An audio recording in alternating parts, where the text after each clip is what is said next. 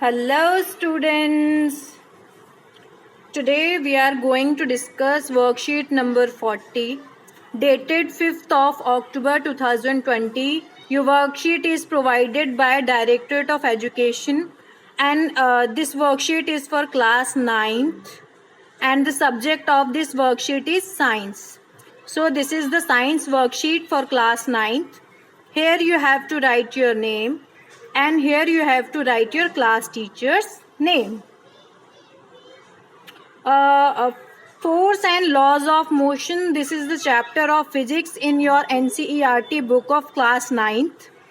And students, you must be knowing that there are 3 laws of motion which are given by Newton. So today we are going to discuss second law of motion given by Newton. There are 2 characters, Jigyasa and Gyan. They always remain very curious to know about the things. So the whole discussion is between Jigyasa and Gyan. Jigyasa Didi, I have learned that an unbalanced force is equal to move an object, but can we measure the amount of force involved in it? Gyan is asking from Jigyasa. Gyan जो है वो जिज्ञासा से पूछ रहे हैं. I have learned that. जिज्ञासा दीदी, मैंने ये सीखा है कि कोई भी अनबैलेंस्ड फोर्स जो होता है उसकी ज़रूरत पड़ती है किसी भी ऑब्जेक्ट को मूव करने के लिए. But can we measure the amount of force involve in it. लेकिन हम कैसे मेजर कर सकते हैं कि कितना फोर्स इन्वॉल्व हो रहा है किसी भी ऑब्जेक्ट को मूव करने के लिए. ज्ञान, in order to understand this we will have to learn the second law of motion.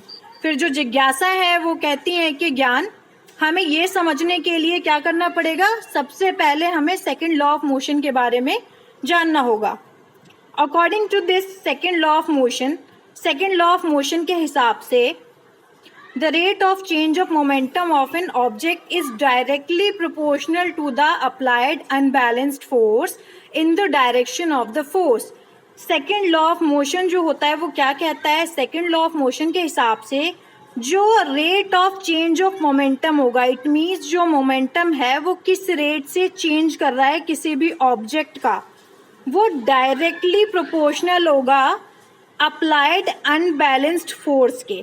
किसके डायरेक्टली प्रोपोर्शनल होगा, अप्लाइड अनबैलेंस्ड फोर्स के. और ये जो अप्लाइड अनबैलेंस्ड फोर्स होगा वो फोर्स की ही डायरेक्शन में होगा, यानी जिस डायरेक्शन में फोर्स होगा उसी डायरेक्शन में अनबैलेंस्ड फोर्स अप्लाई किया जाएगा. और इस अनबैलेंस्ड अप्लाइड फोर्स की वजह से rate of change of momentum होगा. इट मीन्स मोमेंटम में किस रेट से बदलाव आएगा ये डिपेंड करेगा किस पे, अनबैलेंस्ड फोर्स पे. और जो rate of change of momentum होता है वो डायरेक्टली प्रोपोर्शनल होता है अप्लाइड अनबैलेंस्ड फोर्स के. डायरेक्टली प्रोपोर्शनल का मतलब होता है कि जो फोर्स, डायरेक्टली प्रोपोर्शनल का मतलब यहाँ पे ये है कि जो अनबैलेंस्ड फोर्स लगाया जा रहा है वो अगर बढ़ेगा तो जो rate of change of momentum है किसी भी ऑब्जेक्ट का वो भी बढ़ेगा. This law gives a new quantity known as momentum. ये लॉ जो है एक नई क्वांटिटी आपको दे रहा है यहाँ पे और इसको बोलते हैं मोमेंटम. मोमेंटम क्या है, मोमेंटम जो होता है वो रिलेशन है वेलोसिटी और मास के बीच में. किसी भी ऑब्जेक्ट का वेलोसिटी और मास जो होता है वो मोमेंटम उन दोनों से रिलेट करता है. This is a vector quantity. Momentum जो है वो कौन सी क्वांटिटी है, मोमेंटम एक वेक्टर क्वांटिटी है. वेक्टर का मतलब होता है इसमें डिस्टेंस भी कवर किया जाएगा प्लस मैग्नीट्यूड भी होगा. इसमें डायरेक्शन और मैग्नीट्यूड होगा. जो डिस्टेंस होगा वो एक डायरेक्शन के साथ और एक मैग्नीट्यूड के साथ कवर किया जाएगा. मान लो डायरेक्शन है लेफ्ट और कितने लेफ्ट है, 40 किलोमीटर लेफ्ट में है.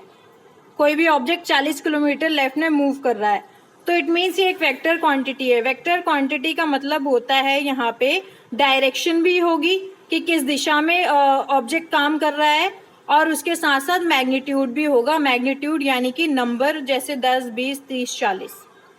तो मोमेंटम एक आपका वेक्टर क्वांटिटी है। मोमेंटम को स्मॉल p से रिप्रेजेंट किया जाता है and its direction is in the direction of velocity of an object. और जो ये वेक्टर क्वांटिटी आपको पता लग गया, इसको स्मॉल p से रिप्रेजेंट करते हैं और ये किस डायरेक्शन में होती है, जिस भी डायरेक्शन में ऑब्जेक्ट की वेलोसिटी होगी मोमेंटम भी उसी डायरेक्शन में होगा। जो SI यूनिट है वो है kg मीटर पर second. Momentum P is the product of mass and velocity of object. किसी भी ऑब्जेक्ट के मास एंड वेलोसिटी को मल्टीप्लाई जब हम करेंगे उन दोनों का प्रोडक्ट होता है, यानी कि P is equal to small m multiplied by v। P is your momentum, m is mass and v is velocity. It gives the amount of force applied on an object by equating it to the rate of change of momentum. जो rate of change of momentum होता है वो equal होता है, बराबर होता है किसके, amount of force applied on an object। किसी भी object पे कितना force लगाया जा रहा है ये उसके equal होगा। यहाँ पे मैथमेटिकल कैलकुलेशन दे रखा है सेकेंड लॉ ऑफ मोशन का। Mathematical calculation second law of motion का आपको दे रखा है, आइए इसको थोड़ा समझते हैं। यहाँ देखिए लिखा है consider an object of mass m। कोई भी एक ऑब्जेक्ट ले लिया हमने जिसका मास स्मॉल m है, ये स्ट्रेट लाइन में ट्रैवल कर रहा है, मूव कर रहा है स्ट्रेट लाइन में और मूव कर रहा है, तो उसकी इनिशियल यानी कि स्टार्टिंग की जो शुरू जब उसने किया था मूव करना, तो उस टाइम पे वेलोसिटी स्मॉल u से डिनोट करेंगे, स्मॉल u है, और जो फोर्स अप्लाई हो रहा है वो कैपिटल F है, और जो टाइम दिया गया है वो स्मॉल t है, which increases its velocity to v। और जो टाइम प्रोवाइड किया गया और जब इसकी वेलोसिटी इंक्रीज हो जाती है तो वो फाइनल वेलोसिटी उसकी v पे पहुंच जाती है। तो इनिशियल वेलोसिटी किसी भी ऑब्जेक्ट की हमने मान ली u, और फाइनल वेलोसिटी जो थी किसी भी ऑब्जेक्ट की वो हो गई v। p1 यानी कि इनिशियल मोमेंटम, p1 जो हो गया वो हो गया इनिशियल मोमेंटम, एंड p2 जो है वो है फाइनल मोमेंटम किसी भी ऑब्जेक्ट का। और आपको पता ही है momentum is the product of mass into velocity. तो p1 पहला मोमेंटम है तो मास जो था ऑब्जेक्ट का multiplied by initial velocity, and p2 जो है फाइनल मोमेंटम है इसलिए mass is multiplied by the final velocity. तो चेंज इन मोमेंटम निकालने के लिए आपको p2 माइनस p1 करना पड़ेगा। इट मीन्स आपको फाइनल मोमेंटम में से इनिशियल मोमेंटम माइनस करना पड़ेगा। आपको पता है p2 जो था वो mv के इक्वल था और p1 जो था mu के इक्वल था, तो p2 माइनस p1 ऑटोमेटिकली हो जाएगा mv माइनस mu। यहाँ से आप m कॉमन ले लेंगे, m कॉमन लेने के बाद ब्रैकेट में आपका v माइनस u बच जाएगा। अगर आप v को m के साथ मल्टीप्लाई करेंगे mv आएगा, माइनस u को m के साथ मल्टीप्लाई करेंगे तो mu आएगा। तो हमने m कॉमन ले लिया, v माइनस u हो गया। अब rate of change of momentum जो है उसको हम डिनोट करते हैं टाइम के रिस्पेक्ट में, टाइम भी हमने लिया है, तो rate of change of momentum आपका हो जाएगा m is equals to rate of change of momentum is equals to mv minus u upon t। तो rate of change of momentum जो है आपका वो ये हो जाएगा। उसके बाद सेकंड लॉ ऑफ मोशन से आपको ये पता है कि सेकंड लॉ ऑफ मोशन आपने करा, उससे आपको ये पता लग गया कि जो अप्लाइड फोर्स होता है वो डायरेक्टली प्रोपोर्शनल होता है rate of change of momentum के। इट मीन्स अगर फोर्स बढ़ेगा तो rate of change of momentum भी इंक्रीज होगा। तो force is directly proportional to rate of change of momentum. Rate of change of momentum क्या है आप यहाँ से पहले ही अभी निकाल चुके हो, m ब्रैकेट में v minus u upon t। अगर k जो है ये प्रोपोर्शनैलिटी कांस्टेंट हम लेते हैं, अब इस प्रोपोर्शनल का साइन हटाना है तो आपको इक्वल लगाना पड़ेगा, और जब भी हम प्रोपोर्शनल का साइन हटाते हैं और इक्वल लगाते हैं तो हम एक कांस्टेंट लेते हैं, और यहाँ पे हमने कांस्टेंट ले रखा है स्मॉल k। तो ये जो स्मॉल k है हमारा ये कांस्टेंट है, तो ये कांस्टेंट हट जाएगा और f हो जाएगा f is equal to m v minus u upon t. Constant का मतलब कोई भी वैल्यू जो है वो कांस्टेंट ही रहेगी, एक रहेगी, हमेशा कांस्टेंट रहेगी, वो मैटर नहीं करता। बस हमें डायरेक्टली जो प्रोपोर्शनल का साइन है वो हटाने के लिए कांस्टेंट लगाना पड़ता है और इक्वल लगाना पड़ता है। अब f is equal to k m v minus u upon T.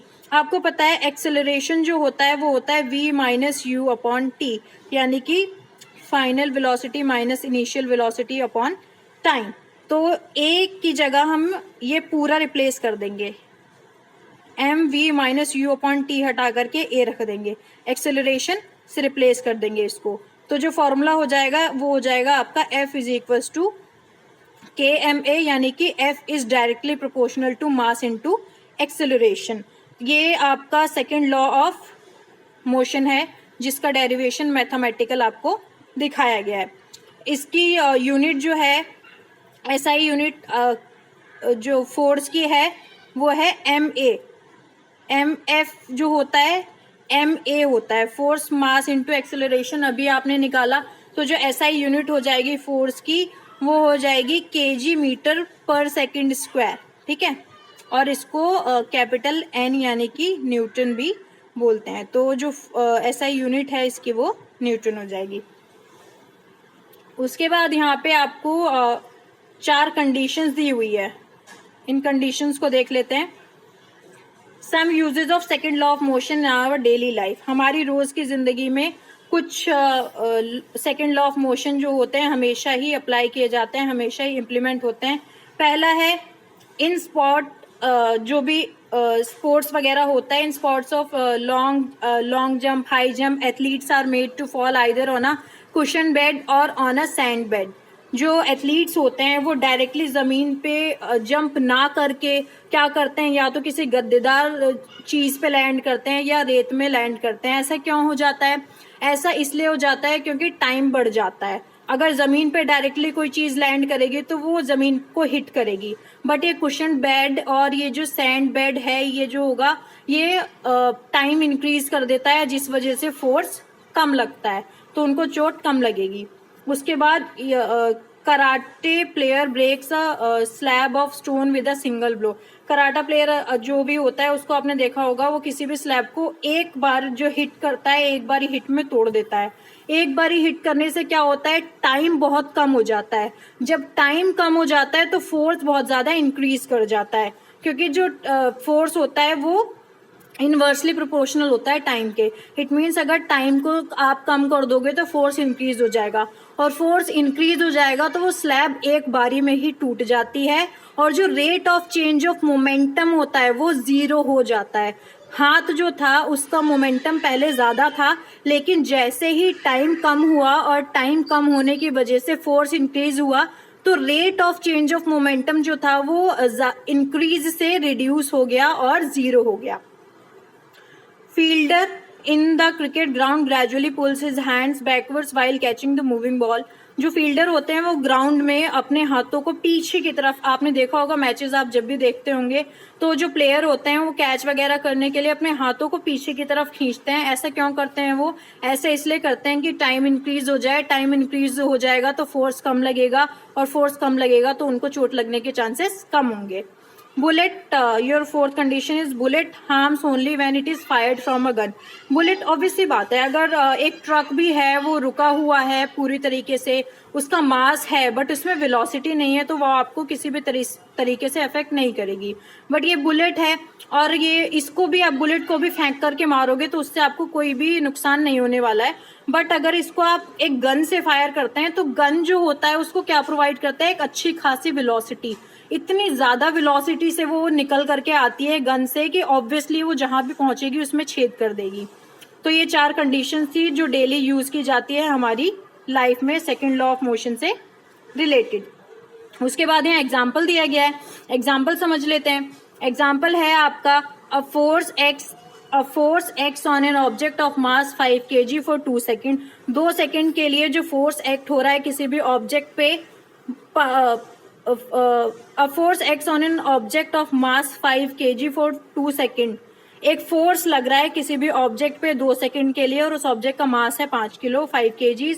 It increases the velocity of object, ये वेलोसिटी इंक्रीज कर दे रहा है ऑब्जेक्ट का फ्रॉम 3 मीटर पर सेकेंड टू 7 मीटर पर सेकेंड, और जिस वजह से वेलोसिटी इंक्रीज हो रही है ऑब्जेक्ट की 3 मीटर पर सेकेंड से 7 मीटर पर सेकेंड में।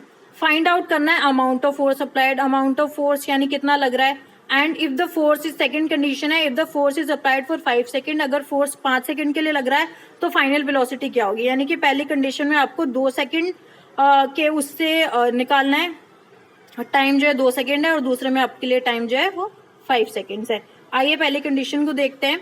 पहली कंडीशन में u यानी कि इनिशियल वेलोसिटी जो है आपका दे रखा है 3 मीटर पर सेकेंड, और जो फाइनल वेलोसिटी है वो आपका 7 मीटर पर सेकेंड। उसके बाद टाइम 2 सेकेंड प्रोवाइडेड है। मास जो है ऑब्जेक्ट का 5 kg है। आपको पता है फोर्स इज इक्वल टू, आपने अभी निकाला भी है, m multiplied by v minus u upon t। Force जो होता है m multiplied by v minus u upon t। आप यहाँ से भी देख सकते हैं। वैल्यूज पुट करेंगे आप। वैल्यूज पुट करने के बाद you will get the answer 10 Newton. उसके बाद सेकंड कंडीशन में आपको टाइम 5 सेकंड्स का दे रखा है, और बाकी सारी चीजें जो थी वो आपको यहाँ से आपको फोर्स पता चल गया, वहां आपको फोर्स नहीं दिया, सेकंड कंडीशन में फोर्स नहीं दिया। तो यहाँ पे आप देखेंगे F इज इक्वल टू, वही वाला फॉर्मूला आपको लगाना है, लेकिन आपको यहाँ पे फाइनल वेलोसिटी नहीं पता, तो आपको फाइंड आउट करनी है फाइनल वेलोसिटी। तो आप क्या करेंगे, फाइनल वेलोसिटी को एज इट इज रखेंगे बिना वैल्यू के, और बाकी सारी चीजें जो आपको पता है वो आप रख देंगे, और फाइनल वेलोसिटी को एक साथ ले लेंगे, और एक साथ लेने के बाद उसको सॉल्व कर लेंगे, and you will get the answer 13 metre पर second. This is your final velocity.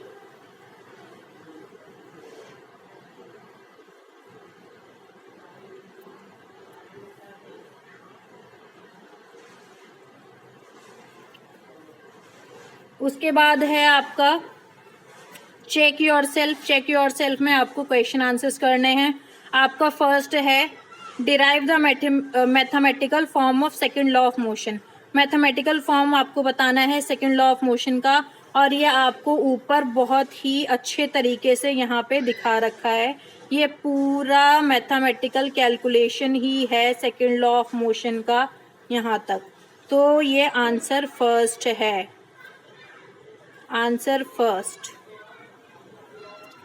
उसके बाद सेकंड क्वेश्चन है आपका what will be the momentum of a car park at road side, explain.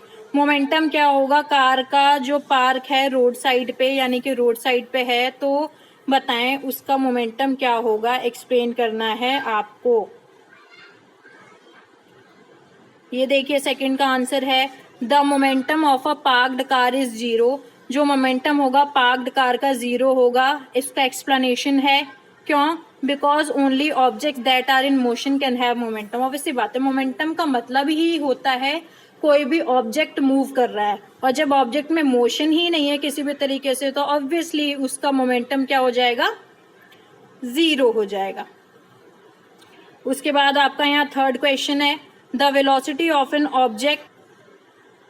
जो वेलोसिटी है ऑब्जेक्ट की मास 100 kg की, वो इंक्रीज कर रही है 5 मीटर पर सेकंड से 8 मीटर पर सेकंड 6 सेकंड्स में। तो आपको फाइंड आउट करना है amount of force acting on it, मतलब इस पे कितना फोर्स लग रहा है ये आपको फाइंड आउट करना है।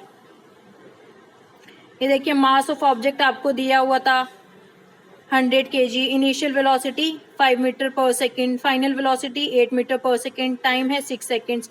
इनिशियल मोमेंटम आपको पता है mu हो जाएगा, और फाइनल मोमेंटम आपको पता है mv हो जाएगा।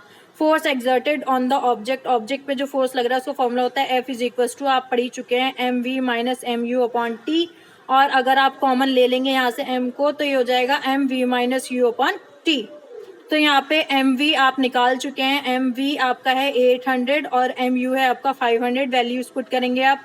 वैल्यूज पुट करने के बाद आपका आंसर आएगा 50 न्यूटन, और यहाँ से अगर कॉमन लेके सॉल्व करेंगे आप तो भी आपका आंसर आएगा 50 Newton.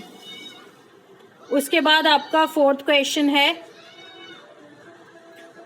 A truck of 1000 kilometre mass, A truck of 1000 kilometer mass is moving with a velocity 0.5 meter per second. Calculate its momentum.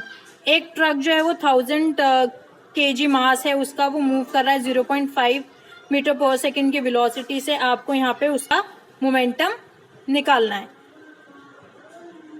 ये देखिए आपको क्या क्या चीजें दी हुई है। आपको दिया हुआ है कि जो मास है ऑब्जेक्ट का वो 1000 kg है, और वेलोसिटी है 0.5 मीटर पर सेकेंड।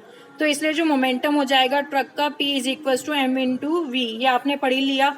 जो मोमेंटम होता है वो इक्वल होता है मास इंटू वेलोसिटी के, यानी कि product of mass into velocity is momentum. आप वैल्यूज पुट करेंगे। वैल्यूज पुट करने के बाद you will get the answer 500 kg metre पर सेकेंड। उसके बाद आपका जो लास्ट क्वेश्चन है define momentum, also write its SI unit. Momentum क्या है और इसकी एसआई यूनिट भी आपको लिखनी है। यहाँ पे देखिए, the quantity of motion possessed by a moving body is known as momentum of the body.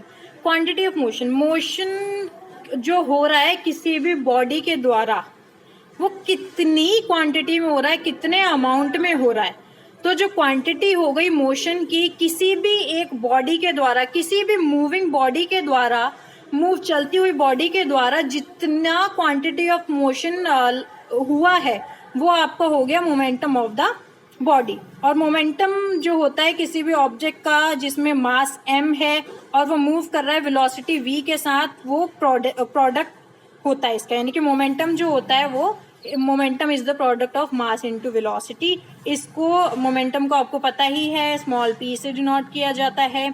और p is equal to mv, यानी कि p is equal to mv mass into velocity. इसका एसआई यूनिट हो गया kg metre पर second. और Newton second law से आपको पता चल चुका है कि rate of change of momentum बराबर होता है फोर्स अप्लाइड के।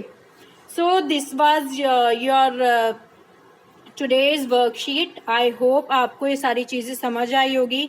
अगर आपको ये चीज़ें समझ आई है तो इस वीडियो को अच्छे से देखिए। अच्छे से देखने के बाद इस वर्कशीट को सॉल्व करने की कोशिश कीजिए। हम मिलते हैं आपसे नेक्स्ट वीडियो में।